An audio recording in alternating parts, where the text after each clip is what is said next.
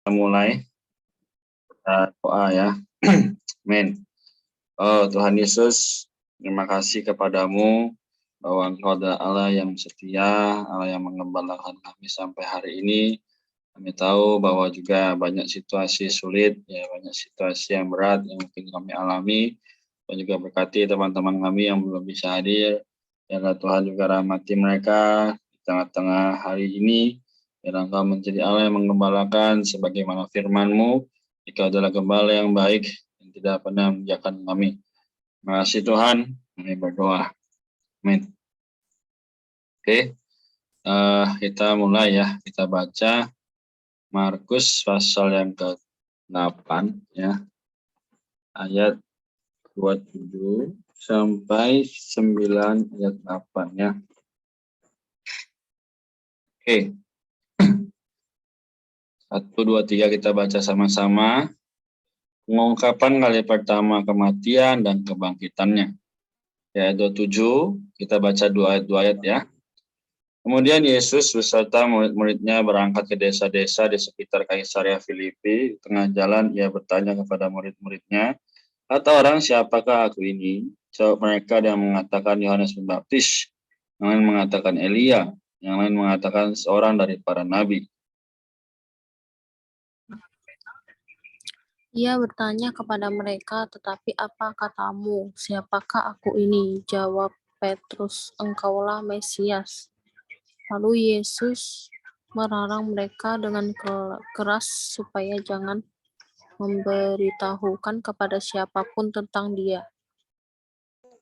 Ayat 31, kemudian mulailah Yesus mengajarkan kepadanya mereka bahwa Anak Manusia harus menanggung banyak penderitaan dan ditolak oleh tua-tua, imam-imam kepala dan ahli-ahli Taurat, lalu dibunuh dan bangkit sesudah 3 hari. Ayat 32, hal ini dikatakannya dengan terus terang.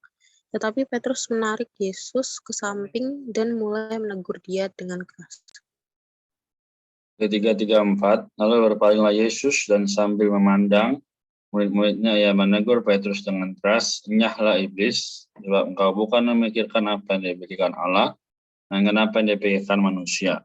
Lalu Yesus memanggil orang banyak dan murid-muridnya dan berkata kepada mereka, "Jika seorang mau mengikut aku, ia harus menyangkal dirinya, memikul salibnya dan mengikut aku." Karena siapa saja mau menyelamatkan nyawanya, ia akan kehilangan nyawanya. Tetapi siapa saja yang kehilangan nyawanya karena aku dan karena Injil, ia akan menyelamatkannya. Ayat 36, apa gunanya seorang memperoleh seluruh dunia, tapi ia kehilangan nyawanya? Ayat 37, karena apakah yang dapat diberikan sebagai ganti nyawanya? Ayat 38, sebab siapa saja yang malu karena aku dan karena perkataanku di tengah-tengah orang yang tidak setia dan berdosa ini, Anak Manusia pun akan malu karena orang itu apabila ia datang kelak dalam kemuliaan Bapaknya bersama dengan malaikat-malaikat kudus. Amin. Lalu tanya lagi kepada mereka, "Sesungguhnya aku berkata kepadamu, di antara orang yang hadir di sini ada yang tidak akan mati sebelum mereka melihat bahwa kerajaan Allah telah datang dengan kuasa." 18, rubah-rupa di atas gunung. 6 hari kemudian Yesus membawa Petrus, Yakobus dan Yohanes bersama-sama dengan mereka. Ia naik ke sebuah gunung yang tinggi. Di situ mereka sendirian saja. Lalu Yesus berubah-rupa di depan mata mereka. Dan pakaiannya sangat putih berkilauan. Tidak ada seorang pun di dunia ini yang tidak dapat memutihkan pakaian seperti itu. Lalu tampaklah kepada mereka Elia bersama dengan Musa. Keduanya sedang berbicara dengan Yesus. Ayat 5, kata Petrus kepada Yesus, "Rabi, alangkah baiknya kita berada di tempat ini. Biarlah kami dirikan 3 kemah, satu untuk engkau, satu untuk Musa, dan satu untuk Elia." Ayat 6, ia tidak tahu apa yang harus dikatakannya, karena mereka sangat ketakutan. Amin. 7 dan 8. Oh, datanglah awan menaungi mereka. Dan dari dalam awan itu terdengar suara, inilah anakku yang terkasih, dengarkanlah dia. Tiba-tiba sewaktu memandang sekeliling, mereka tidak melihat seorang pun lagi bersama mereka, kecuali Yesus seorang diri.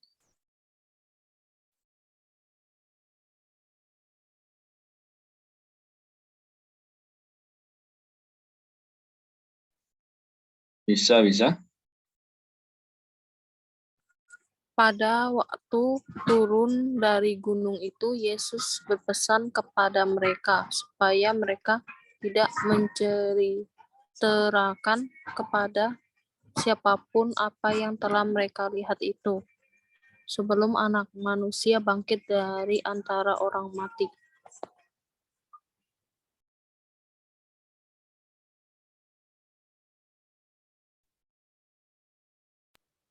Masih lanjut kok. Ya, lanjut aja.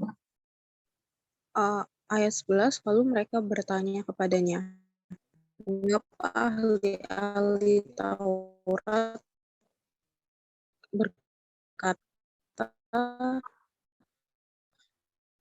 bahwa Elia harus datang dahulu.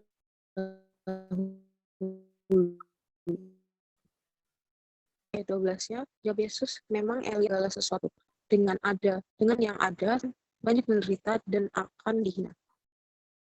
13, tapi aku berkata kepadamu, memang Elias sudah datang, dan orang memperlakukan dia menurut kehendak mereka, sesuai dengan yang ada tertulis tentang dia. Mengusir roh bisu, ketika Yesus, Petrus, Yakobus, dan Yohanes kembali kepada murid-murid lain, mereka melihat, ini terakhir, mereka melihat orang banyak mengerumuni murid-murid itu, dan beberapa ahli Taurat sedang bersoal jawab dengan mereka. Tadi saya kira sampai ayat 29 ya, tapi sampai 8 aja. Kita lihat bahwa hari ini ya, kita juga tahu bahwa di pasal 8 tadi, ayat 27 sampai ayat yang ke-38 ya, bicara bagaimana mengenai Yesus kembali mengungkapkan kematian dan kebangkitannya.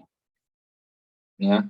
Jadi di ayat 31 Yesus bilang bahwa bagaimana anak manusia harus menanggung banyak penderitaan dan ditolak oleh tua-tua, imam-imam kepala, ahli-ahli Taurat, lalu dibunuh dan bangkit sesudah 3 hari. Nah, tapi di sini apa?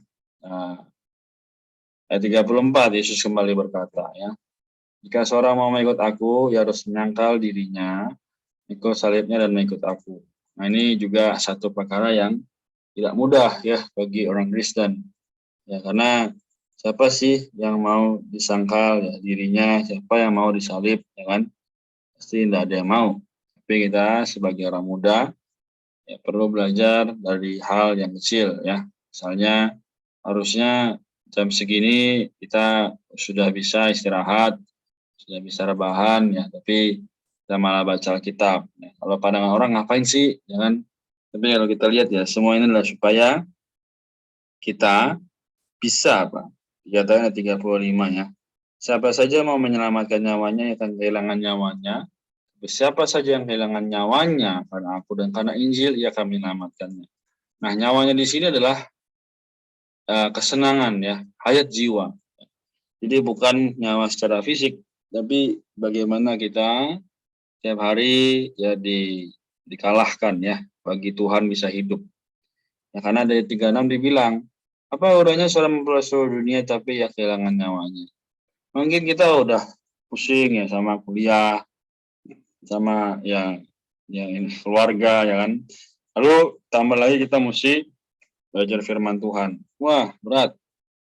Tapi apa? Kita semua akan mendapatkan balasan atau pahala ya. Jadi tadi sampai 8 ya, mendapat satu penglihatan ya, bagaimana ya Yesus sendiri ya akan terus menjadi Allah yang berubah rupa bagi kita melihat kemuliaannya ya. Si Tuhan. Jadi malam ini ya mungkin kita bertanya apa hubungannya sama aku hari ini ya. Hubungannya adalah supaya kita benar-benar bisa melihat bahwa Allah ingin supaya kita semua beroleh kasih karunia, ya, supaya kita semua beroleh berkat, ya, baik jasmani maupun rohani. Namun caranya perlu dengan menyangkal diri, memikul salib, mengikut Dia. Amin. Sampai di sini ada yang mau bertanya, ada yang membagikan sesuatu? Lisa, Yadin?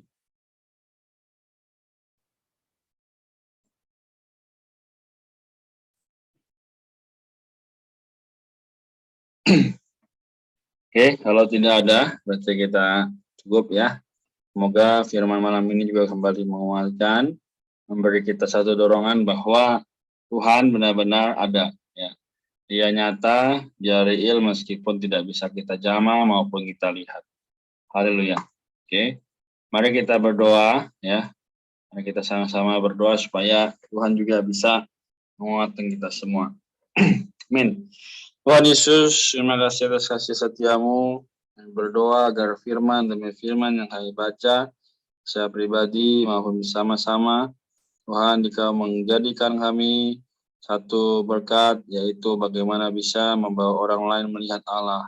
Hati Herlin, Lisa, dan teman-teman yang lain yang belum bisa bergabung, segala mereka dalam kondisi apapun, Tuhan yang menguatkan, Tuhan yang menjaga, supaya sepanjang hidup kami sampai Tuhan datang kembali, boleh sama-sama melihat bahwa kami tidak sia-sia, bahwa kami hidup bagi Allah hari ini. Terima kasih Tuhan, kami berdoa, kami mengucap syukur, jagalah kesehatan kami semua. Haleluya. Amin.